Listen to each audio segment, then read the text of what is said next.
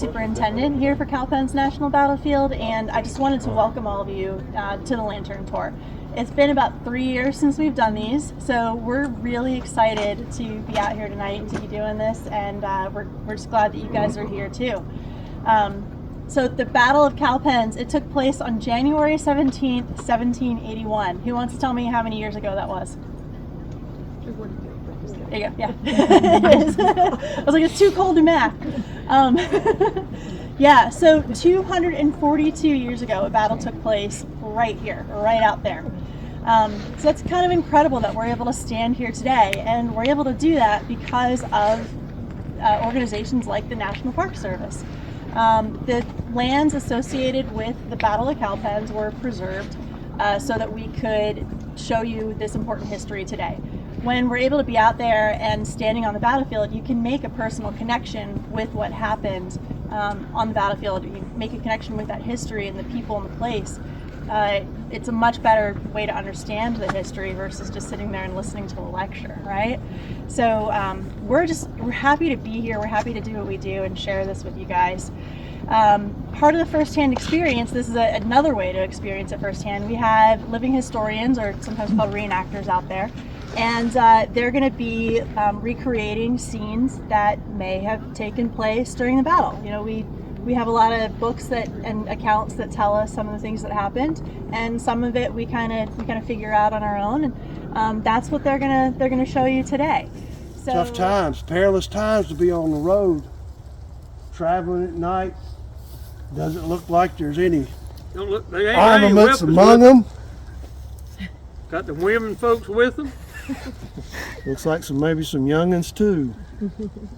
Now, I tell you, if you come up on Van and his band, go the other way. Come back this way. If he lets you. He'll get away. Now, they might be hungry, but they don't want to die. Now, if you see Morgan, tell him we're here and we'll be with him tomorrow. Now, Godspeed you on your way.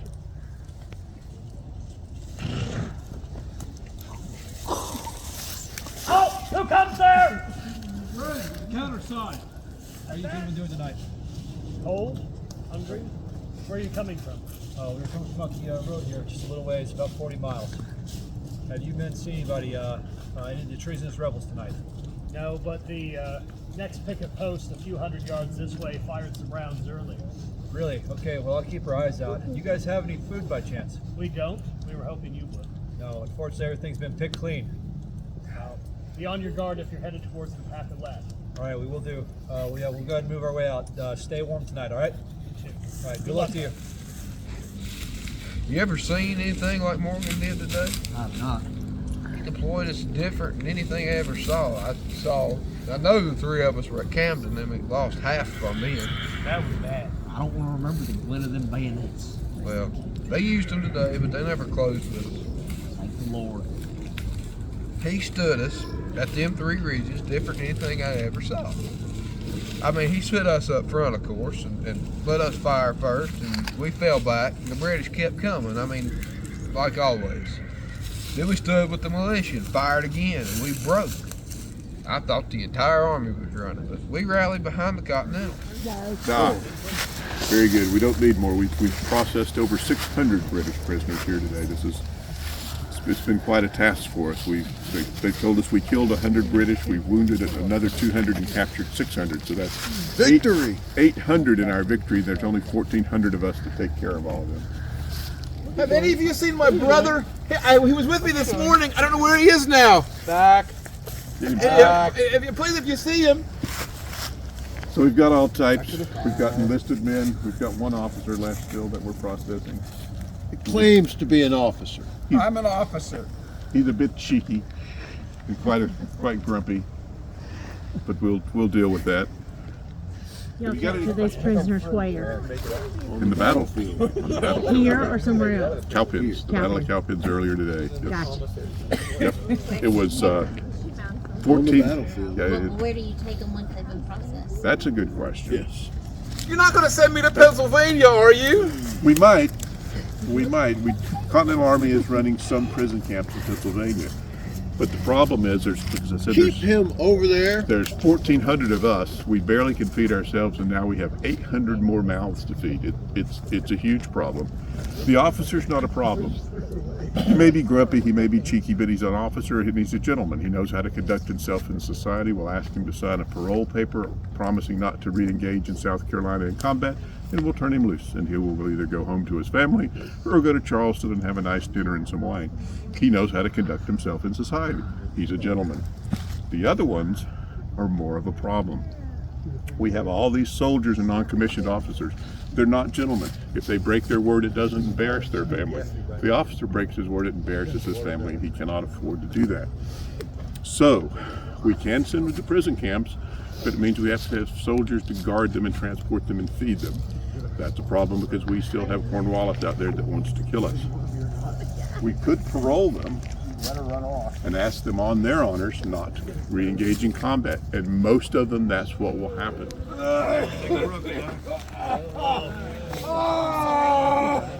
That's better. Yep, it's right in the rib.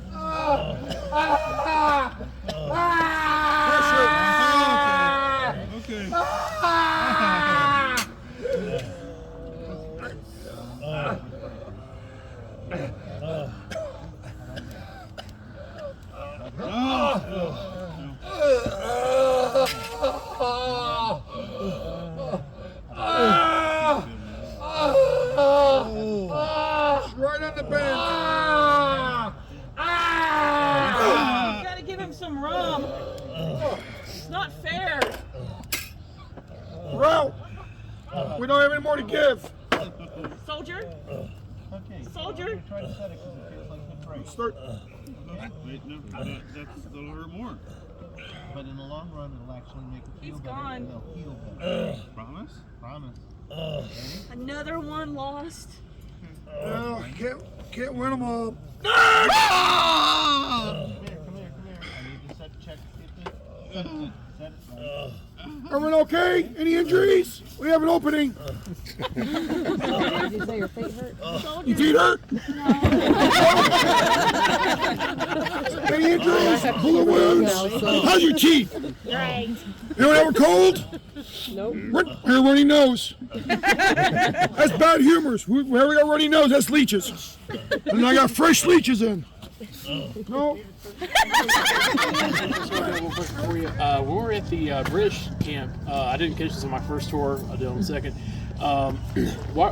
The challenge was Charlotte encounter was George. Anybody know what that means? Where it comes from? That's actually the King of England. George III is Queen Consort, Charlotte of Mecklenburg. So they weren't talking about Charlotte. Well, Charlotte, North Carolina was named after Charlotte, Mecklenburg. That's why I had Mecklenburg County. But yeah, that was, I didn't catch it on the first one. I was like, okay, Charlotte, George. Yeah. And know that. Hey folks, I've not seen anything for coming out. Thank you. The differences in the type of weapons we have here is I've got what's called a non-line of sight artillery piece. As opposed to the cannon, I don't have to see what I'm shooting at. I can throw a 12-pound explosive shell 1,500 yards. I don't have to see what I'm shooting at. I've got an angle on my barrel. I can go from 45 degrees all the way down to horizontal, maybe a little lower. But I can actually shoot over that tree line over there. Cannons usually keep a flatter trajectory, probably about in this range right here, hence the name cannon or gun. I've got the howitzer.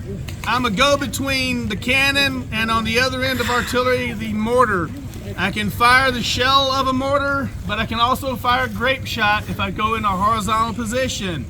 Which imagine 100 and something inch-sized balls coming at you like a musket ball or a little bigger. Puts a pretty good swath through a crowd such as this right here. It'll open up a pretty big hole.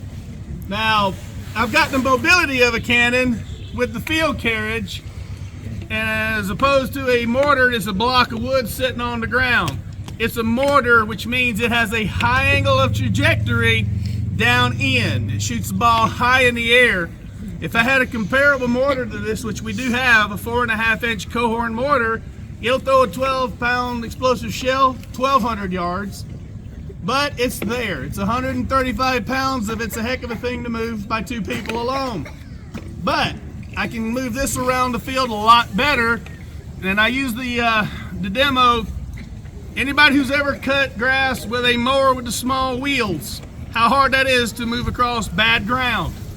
I know it's a modern term, but it makes the point pretty obvious. The ones with the bigger wheels move a lot easier over rough terrain. Here we go. These are the big wheeled mowers. They're easy to go across the terrain. Other types of carriages, the naval or the garrison carriage, smaller wheels, made for ship's deck or fortifications. They got concreted or a harder surface. They don't have to worry about the rough terrain. But back to the howitzer. Crewed with the same number of people. We have a different kind of drill that we would use if this was a true howitzer. We'd also have another implement. The ball would be placed inside the barrel with the fuse that's screwed into it. Now the fuse is a hollowed out wooden dowel with compressed powder core. They were really good at these things. They had a graduation marks on it. At this mark it might burn so many seconds, at this mark so many, and so forth and so forth. They knew with a powder charge of such amount, with a fuse cut at such a distance, it should explode in the air. And that's where they would want it. If it hit the ground and blew up, they miscalculated. They didn't have explosive contact fuses back in the Revolutionary War. They didn't get developed further until the Civil War. But what it means is they cut the core a little bit shorter. Now, back then they didn't have really good casting as they got efficient later on in the years. If a ball exploded, you might have a big chunk going one way, a little piece going another. You're better off standing still. It wasn't until later on when a British officer figured out a way to make it more of an efficient explosion. He would go inside the 2 halves before they welded them together and score the inside of the shell. He'd also put musket balls in it and whatnot to make an extra fragments coming out of it. Well, his name became synonymous with that. He was named Shrapnel. So that became his infamous family sake right there. So, if it blows in the air, that's where you want it. But grape shot, like I said, we can put down as many grape shots as we can fit in it, which is usually over 100. Now, we're going to show one type of drill that the cannon guys are going to shoot another type of drill. They're going to be doing the formal, I believe. Okay, we're going to be doing what's the battlefield command. I'm going to give 2 orders for the guys. Be load and fire. And this, you're going to see a difference in the speed of this, because this is what you'd want to do on the battlefield, because you want to do it quick. Good crew can fire 3 to 4 times a minute. Best you're going to do the description of the guys. You're not? Okay. Well, let me describe the guys that are on the crew then. First one is going to be the wad hook.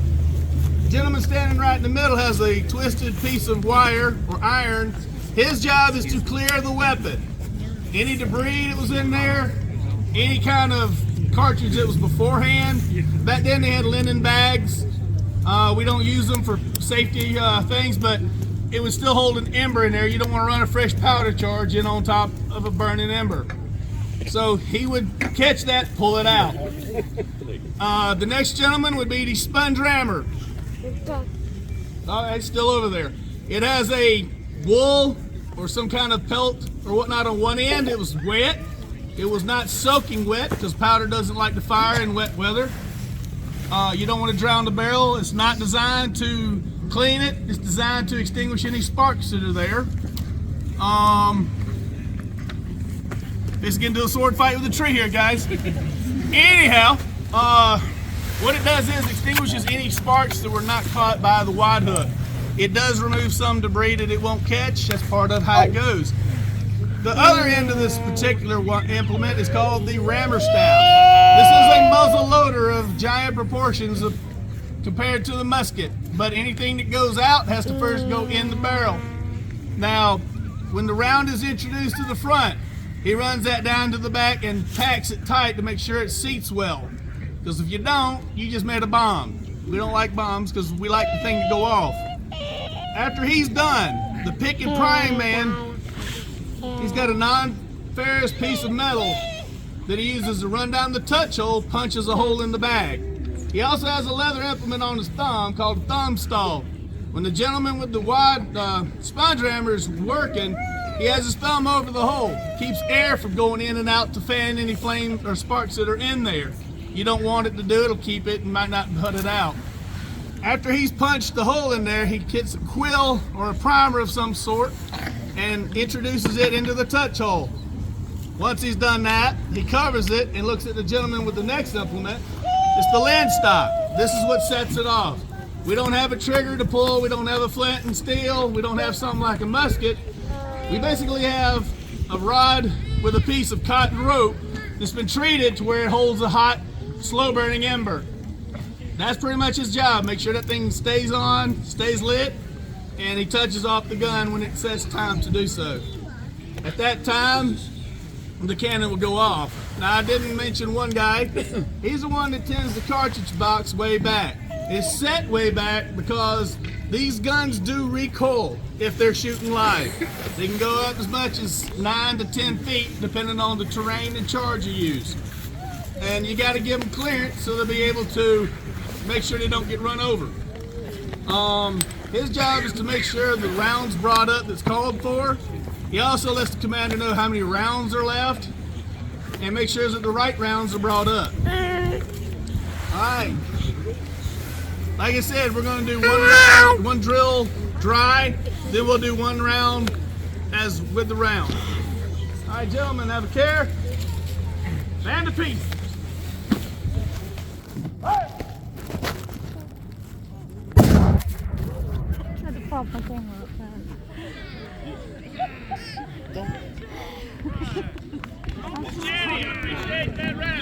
This is the volunteer artillery group that shoots the National Park Service's Light Infantry 3-pounder, which is the formal name for this gun. It is colloquially called the grasshopper. We believe because when it fires with a live round, it recoils and hops through the tall prairie grass as a grasshopper would. This is an authentic reproduction of the 2 British field pieces that were here at the Battle of Cowpens in 1781. Those were the only 2 artillery pieces here at the Battle of Cowpens. Both of those British guns were captured by the American forces. They were subsequently used by the American forces and recaptured by the British. Subsequently to that, we're not sure of the fate of those 2 brass guns. They could still remain somewhere unidentified in an arsenal, or they could have been melted down for a World War II scrap drive. We are going to go straight to the drill. We're going to use the National Park Service drill, which, as you heard, is not what was used during battle, but it's a slow, measured drill which allows us to train recruits on the artillery piece and also gives us a chance to demonstrate to spectators the different steps involved in serving a field piece. I'll leave it now to our officer who will command the crew on the grasshopper. The first thing they're going to do is make sure there's no obstruction in the barrel or in the vent of the tube. He's now searching the vent to make sure there's no obstruction. And the number 4 man now searches the barrel. The number 2 man is now going to put his thumb on the vent to keep air from coming up and down while the implements are put in the barrel. Now the moist sponge goes down to extinguish any sparks from a previous ignition. The previously made cartridge will go from the cartridge box, be carried in a spark-proof leather valise to the front of the gun, where it will be put in the muzzle end of the tube to be loaded. Piece now goes in the muzzle of the gun, and the number 3 man will use the rammer to ram it back to the breech end of the gun. The number 2 man will now use a priming wire to puncture the cloth bag containing the black powder, exposing the powder to the spark. He will then put in a priming device called a quill, which is a goose feather full of black powder. The gun is now loaded and primed and will be sighted by the officer. Will then give a visual and an audible signal to fire the weapon. Well, ladies and gentlemen, you just saw the king of battle. I am now going to introduce you to the queen of battle, the infantry. What you see raised before you are everything from continentals, militia, some riflemen. What we will be demonstrating is the basic military drill, where every soldier, it didn't matter if he was in the militia or in the regular army, learned how to properly load and fire their muskets. A good soldier can fire every 15 to 20 seconds using a paper cartridge. The only real medical requirement you had to join the military was 2 opposing teeth. The rest is blank. You didn't care if you could eat or not, but you gotta be able to tear up that paper cartridge. The cartridges are all pre-bladed. Men would drill every single day. The biggest thing for them they had to remember is to return the rammer once it gets done running the cartridge. If you leave it in, well, someone's gonna have a bad day downrange. And now you have a 13-pound club because you can't load. The real key of the battle is the bayonet. So the musket, for the most part, was a noise meter. But still, 300 men shoulder to shoulder firing a 75 caliber or 69 caliber ball can cause a little bit of damage. Not to mention, scare you just a little bit. You should listen to all those balls fly by until they get close enough to use the bayonet. So we'll now demonstrate how the men would load and fire the musket.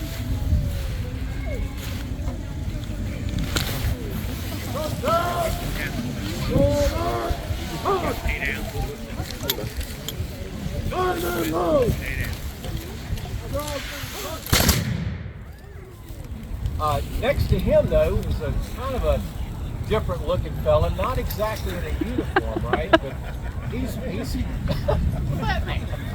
Who's your different looking? differently dressed, I apologize. A differently dressed gentleman. So he looks kind of like what you've probably seen around here, the militia soldiers, right? And he is. He